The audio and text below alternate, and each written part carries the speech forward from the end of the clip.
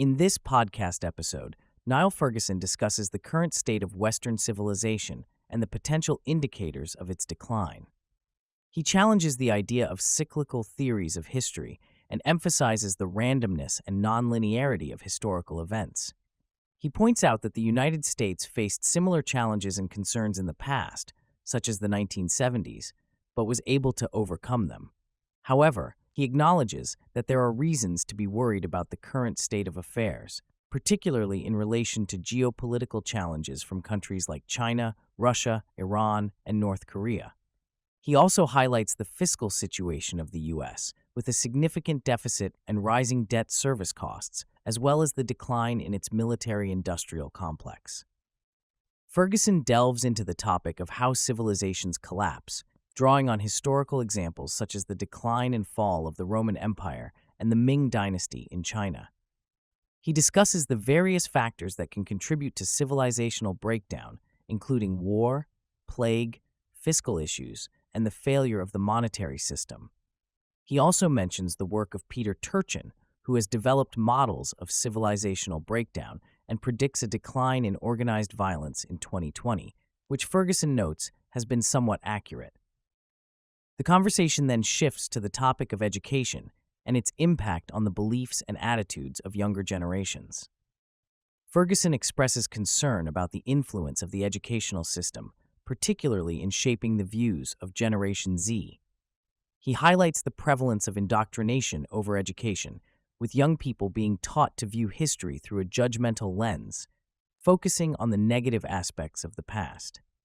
He provides an example of teaching materials sourced from the Southern Poverty Law Center, which he views as politically motivated and inappropriate for historical education. Ferguson also discusses the shift in attitudes among young people, particularly in relation to issues such as the Israeli-Palestinian conflict, socialism versus capitalism, and environmental activism. He notes that younger generations are more inclined to support causes such as the Palestinian side of the conflict, socialism, and environmental authoritarianism. He attributes these shifts to the influence of the educational system and the prevalence of left-leaning ideologies in academia. Ferguson continues by addressing the economic interests of the younger generation, highlighting the skewed welfare system that favors the elderly and places a burden on the young. He argues that the younger generation is not fully aware of their economic interests and often supports policies that perpetuate the current welfare state, despite the implications for their future. He suggests that the younger generation may be drawn into ideological positions through their education, leading to a lack of understanding of their own economic interests.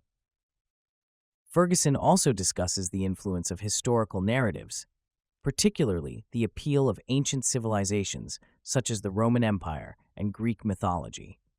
He notes that the Roman Empire is often used as a point of comparison in the United States, given its influence on architecture and the political system.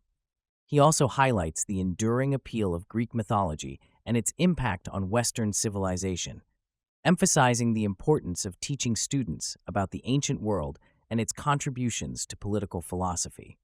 The podcast also delves into the potential crisis facing the United States, particularly in relation to the upcoming presidential election. Ferguson expresses concern about the rise of demagoguery and the potential threat to constitutional government, citing the events of January 6th as a revealing moment in American history.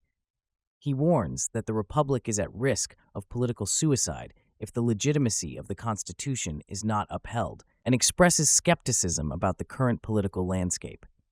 In addition, Ferguson touches on the topic of China's nuclear program, highlighting the significance of China's nuclear arsenal and its potential impact on global security. He suggests that the issue of China's nuclear program is not receiving enough attention and should be a subject of greater concern.